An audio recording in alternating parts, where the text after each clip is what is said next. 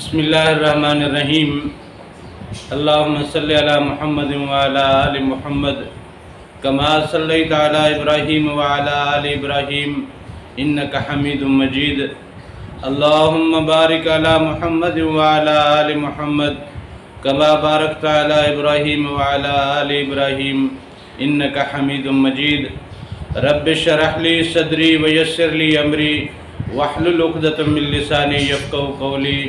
السلام علیکم دوستو، میں ہوں ایک عام سا مسلمان فقیر معصوم وارثی۔ دوستو،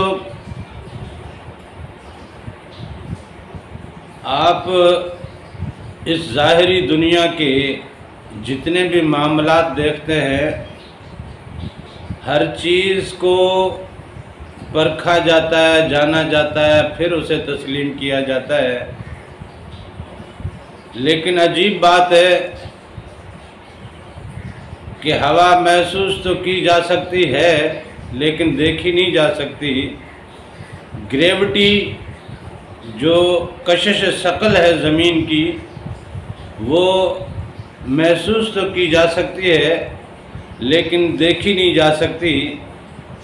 روشنی دیکھی بھی جا سکتی ہے، محسوس بھی کی جا سکتی ہے، لیکن پکڑی نہیں جا سکتی۔ اسی طرح اندھیرا ہے، وہ محسوس بھی ہوتا ہے، دیکھا بھی جاتا ہے، لیکن یہ ہے کہ پکڑا نہیں جاتا۔ اسی طرح بہت ساری ایسی چیزیں ہیں جو انسان اپنے علم سے، اپنے تجربات سے ثابت کر چکا ہے، لیکن پریکٹیکلی انسان اس سے ابھی تک متعارف نہیں ہوا۔ زمین یوں گھومتی ہے تو سال، یوں گھومتی ہے تو دن رات، لیکن آپ گھومتا ہوا محسوس کر رہے ہیں؟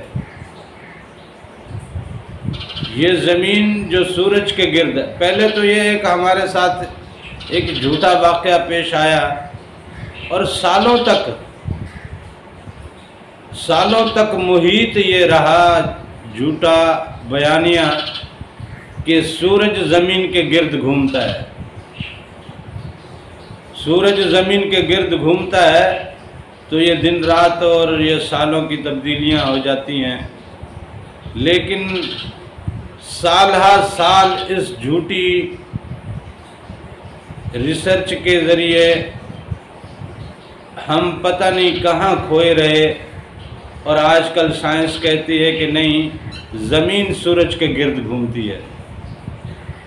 اب سورج کی اپنی جسامت کتنی بڑی ہے، سورج کو چھوڑیں، خالی زمین کو دیکھ لیں، زمین کی جسامت کتنی بڑی ہے۔ زمین کے گرد ایک چکر لگانا، یہ زمین کا جو گولا ہے یا باؤل ہے یا بول ہے، اس بول کے گرد ایک چکر آپ کتنے دنوں میں لگا سکتے ہیں یا کتنے سالوں میں لگا سکتے ہیں؟ ٹھیک اسی طرح یہ زمین جو سورج کے گرد چکر لگا رہی ہے، تو سورج کی اپنی جسامت کتنی بڑی ہے، جو لاکھوں حصہ اس زمین سے بڑا ہے۔ پھر اس سورج اور اس زمین کے بیچ کا فاصلہ پھر لاکھوں میلوں کا ہے۔ اتنے بڑے فاصلے کے گرد یہ اتنا بڑا چکر جو لگاتی ہے سال میں، تو آخر اس کی کوئی تو اسپیڈ رہی ہوگی نا، آخر کوئی تو کچھ تو اس کی اسپیڈ کا اندازہ آپ کریں نا کہ کتنی اسپیڈ سے یہ چل رہی ہے۔ لیکن محسوس کر رہے ہو؟ سائنس تو کہتی ہے چل رہی ہے، اور تجربات سے ثابت بھی کیا اس نے، لیکن انسان اسے محسوس نہیں کر سکتا۔ اس طرح یہ جو چل رہی ہے یوں، اس میں آپ گر نہیں رہے، آپ کے گھر کا سامان نہیں گر رہا، آپ کے دفتر کا سامان نہیں گر رہا، یہ گاڑیاں، یہ پتہ نہیں کیا کیا چیزیں ہیں اس پہ۔ اچھا، یہ پانی ہے اس زمین پہ، وہ پانی یوں اس کے پلٹنے سے پانی نہیں گر رہا۔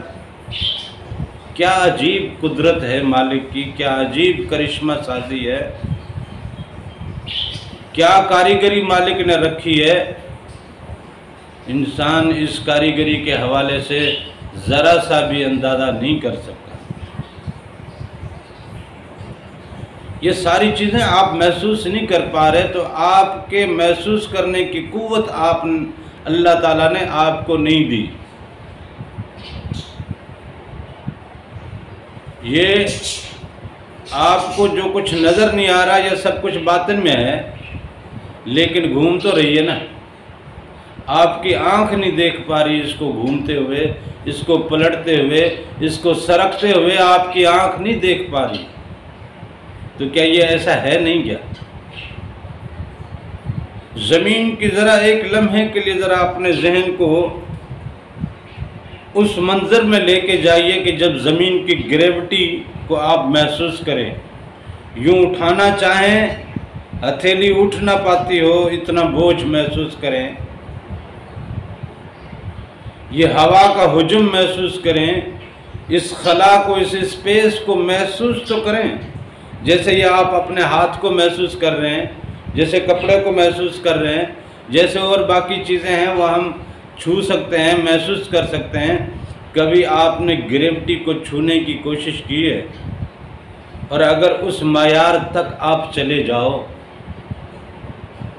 ایک لمحے کے لیے یہ سوچیں کہ آپ نے گریوٹی کو چھونا شروع کر دیا، آپ گریوٹی کو چھو رہے ہیں، اسے محسوس کر رہے ہیں، تو وہ کشش ثقل کتنی ہوگی، اس کے بھاری پن کی کشش اور قوت کتنی ہوگی، آپ کیا اپنے ہاتھ کو بھی پھر اٹھا پاؤ گے؟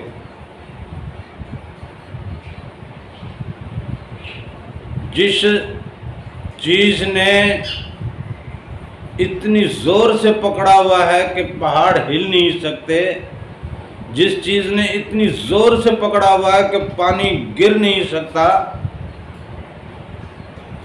آپ اندازہ کریں کہ اس چیز سے آپ یوں ہاتھ اٹھا رہے ہیں، تو اس کے بھاری پن کا احساس ذرا ایک لمحے کے لیے آپ کو وہاں لے کے جائیں۔ اگر یہ طاقت آپ کو مل جائے، یہ چیز آپ محسوس کرنے لگو، تو آپ کہاں پہنچ جاؤ گے؟ اسپیس کو آپ محسوس کرنے لگو، اسپیس کو آپ چھونے لگو، ہوا کو آپ دیکھنے لگو، چھونے لگو۔ اسی طرح اس زمین کا گرد کا چکر جو ہے، وہ زمین کا چکر محسوس ہونے لگے، یوں اور یوں گھومنا، آپ اندازہ کرو آپ کا دماغ گھوم نہیں جائے گا؟ کچھ دیکھ پاؤ گے؟ آپ چکرا کے گر نہیں جاؤ گے؟ لیکن یہ سب کچھ ہے تو صحیح، ہم محسوس نہیں کر پا رہے۔ تو اگر ہم یہ سب کچھ محسوس نہیں کر پا رہے ہوتے ہوئے بھی، تو وہ باطنی دنیا جو اللہ تعالیٰ نے تخلیق کی ہے، عالم ملکوت کی، عالم جبروت کی، وہ جاتے عالم احدیت تک کے تمام جہان، یہ عالم ناسوت جس میں اربہ ارب سیارے ہیں، ستارے ہیں، گلیکسیز ہیں، کلسٹرز ہیں، لاکھوں کروڑوں کلسٹر پہ محیط، اربہ ارب گلیکسیز پہ محیط، اور نہ جانے کتنے ان گنت سیاروں اور ستاروں اور نظام شمسی پہ محیط، یہ عالم ناسوت، عالم ملکوت کا ایک چھوٹا سا گولا ہے، ایک چھوٹی سی گلیکسی ٹائپ کی چیز ہے۔ عالم ملکوت میں اتنا کچھ اللہ تعالیٰ نے رکھا ہے۔ آپ کو یہاں کے علم نے قید کر دیا۔ جس نے ڈاکٹری پڑھی، تو ڈاکٹری میں بھی اتنے سبجیکٹ ہیں کہ ہر بندہ اپنے سبجیکٹ میں محدود ہو گیا، قید ہو گیا۔ ایگریکلچر میں چلے گئے تو اس میں اتنے سارے سبجیکٹ ہیں کہ اس میں سے کوئی ایک بندے نے کوئی ایک سبجیکٹ سلیکٹ کیا، وہ اس سبجیکٹ میں قید ہو گیا۔ لیکن ہم اسے کہتے ہیں کہ یہ ماہر ہے، علامہ ہیں، مفتی ہیں ہمارے ہاں، کوئی فلسفے پہ جناب عبور رکھتا ہے، کوئی فقہ پہ عبور رکھتا ہے، کوئی تفسیر پہ عبور رکھتا ہے، کوئی حدیث پہ عبور رکھتا ہے، نہ جانے کتنے سبجیکٹ ہیں ہمارے شریعت میں۔ وہ لوگ اپنے اپنے سبجیکٹ میں محصور ہیں، قید ہیں۔ اور کتنی خطرناک بات ہے کہ وہ اپنے سبجیکٹ کے دائرے سے باہر نکل کر دوسرے کسی دائرے کو جانچنا، پرکھنا اور اس کے امکانات کو اپنے امکانات کے ساتھ جمع کرنا، اور پھر اس میں سے وہ سبیلیں نکالنا، وہ راہیں نکالنا کہ جس پہ امت محمدی خوش سلوکی سے زندگی جی سکے، اللہ اور اس کے رسول کی فرما برداری میں زندگی جی سکے۔ کوئی کوشش نہیں کر رہا، کوئی کوشش نہیں کر رہا۔ بڑا عجیب معاملہ ہے، بڑا عجیب معاملہ ہے۔ اس ظاہری دنیا نے ہمیں اس طرح محصور کر دیا ہے کہ باطنی دنیا کے وہ چیزیں ہم سمجھ نہیں پاتے، اور اگر کسی پہ اللہ نے کھڑکی کھولی، ایک لمحے کے لیے ہی کھڑکی کھلی اور اس پہ کوئی چیز آشکار ہوئی اور اس نے وہ چیز سمجھانی یا بتانی چاہیے تاکہ دماغ کھل سکے، اتنا محدود نہیں ہے معاملہ، اتنا محدود نہیں ہے معاملہ کہ ایک نے غلطی کی اسے جہنم، ایک نے اچھا کیا اسے جنت، بس بات ختم۔ وہ جس نے خلافت دے کے بھیجا تھا، جس نے اپنی صحبت میں 40,000 سال رکھا، پھر اس کے بعد عالم ارواح کی دنیا میں اور برجوں میں اللہ تعالیٰ نے محلے بنا کے وہاں پہ کالونیاں بنا کے وہاں پہ رکھا، پھر وہاں سے پیغمبروں کے سلسلے کے ساتھ ساتھ ترتیب کے ساتھ ایک ایک کو بھیجتا گیا، جس نے ارب سیاروں ستاروں پہ محیط، گلیکسیز اور کلسٹر پہ محیط اس چھوٹے سے عالم ناسوت کو بنایا، اور جس نے ملکوت اور جبروت سے لے کے عالم احدیت تک کی اتنی بڑی کائنات بنائی، اس رب نے کیا رفع یدین میں جا کے پھنسا دیا بندے کو؟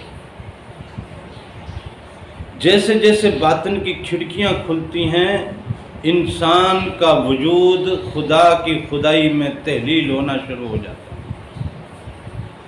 حضور نبی کریم صلی اللہ علیہ وسلم نے فرمایا، من عرف نفسہ عرف ربہ، جس نے خود کو پہچانا اس نے اپنے رب کو پہچانا۔ جیسے جیسے باطن کی کھڑکیاں کھلتی ہیں، بندہ عالم ناسوت سے آزاد ہوتا جاتا ہے۔ عالم ناسوت کے اسباب اس کے آگے کوئی معنی نہیں رکھتے۔ بڑی بڑی فوجیں آئیں، ٹکرائیں، لیکن اسلامی لشکر نے سب کو پاش پاش کر دیا۔ بڑے بڑے سورما سامنے آ کے کھڑے ہوئے، لیکن اسلام کے چھوٹے سے بچوں نے انہیں جناب شکست فاش دی۔ ابرہہ جیسا دنیا کا عظیم ترین لشکر، اور اس لشکر کی اتنی چنگھاڑ، اور اس کے ہاتھیوں، گھوڑوں اور اونٹوں کی اتنی بڑی تعداد، اور اتنے بڑی فوج کے ساتھ وہ جس نے یلغار کی، اسے پرندے کی منہ میں آنے والی ذرا سا دال کے ذرے کے برابر، چاول کے ذرے کے برابر، گندم کے ذرے کے برابر چھوٹی سی کنکری نے چیتھڑے اڑا کے رکھ دیے۔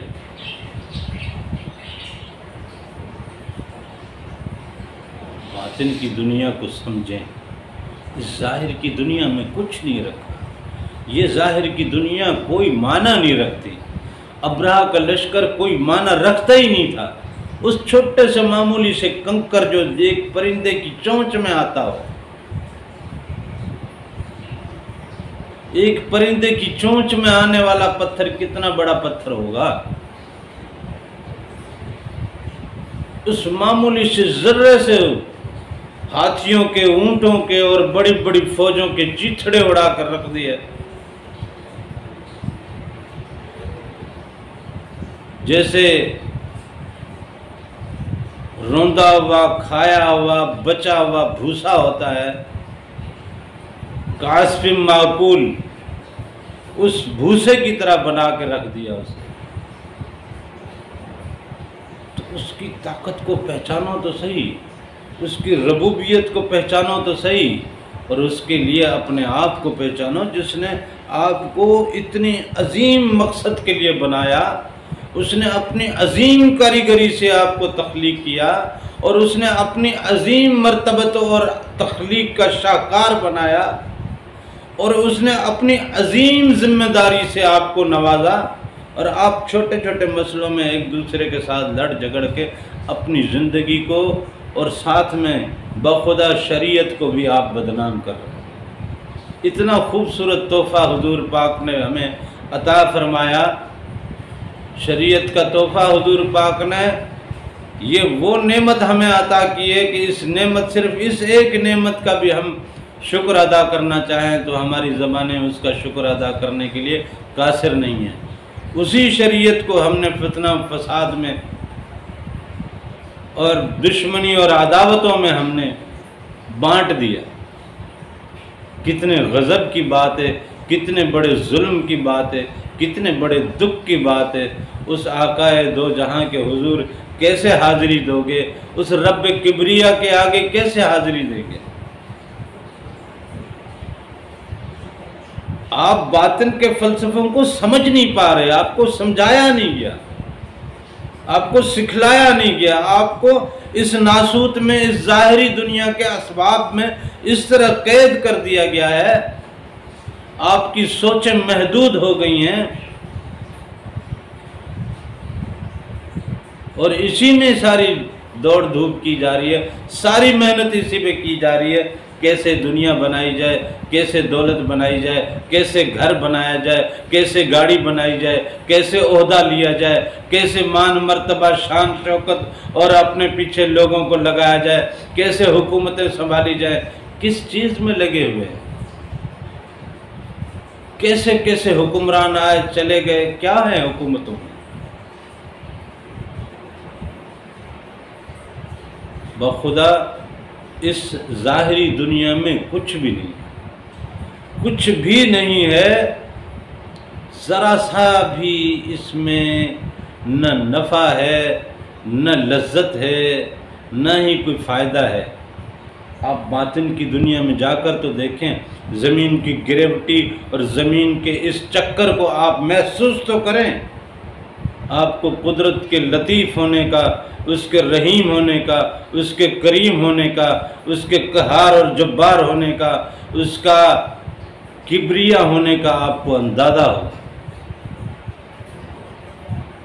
اور یہ سب کچھ تب ہوگا جب آپ کے اندر کی دنیا، آپ کے باطن کی دنیا، آپ کے ظاہر کی دنیا کتنی بھی بھلی کیوں نہ ہو جائے، آپ کیسی محرابیں سجا کے بیٹھے ہیں، یہ سوائے سیاہ داغ کے اور کچھ نہیں ہے۔ اگر آپ کے اندر سیاہی ہے، آپ کے اندر نور اترنا چاہیے، اور وہ نور اترتا ہے اللہ کے ذکر سے، اسم ذات کے ذکر سے، حضور پاک کے ذکر سے۔ وہ آپ کی زبانوں پہ نور اترتا ہے، وہ نور آپ کے سینوں میں اترتا ہے، آپ کے قلب میں اتر کے آپ کے باقی لطائف میں اترتا ہے۔ جیسے وہ نور اترتا ہے ویسے باطن کی کھڑکیاں کھلتی ہیں، ویسے آپ کے اوپر وہ راز آشکار ہوتے ہیں، وہ چیزیں آپ کے اوپر عیاں ہونے لگتی ہیں کہ جن چیزوں میں قدرت نے اپنی لذتیں رکھی ہیں، اپنی لطافتیں رکھی ہیں۔ اللہ تعالیٰ سے دعا ہے کہ وہ مجھے بھی اور آپ کو بھی اپنے کرم کو سمیٹنے اور اپنے اندر کو اپنے نور سے، اپنے رب کے اور اس کے حبیب کے اسم کے نور سے اپنے سینوں کو منور کرنے کی توفیق عطا فرمائے۔ آمین۔ جزاک اللہ۔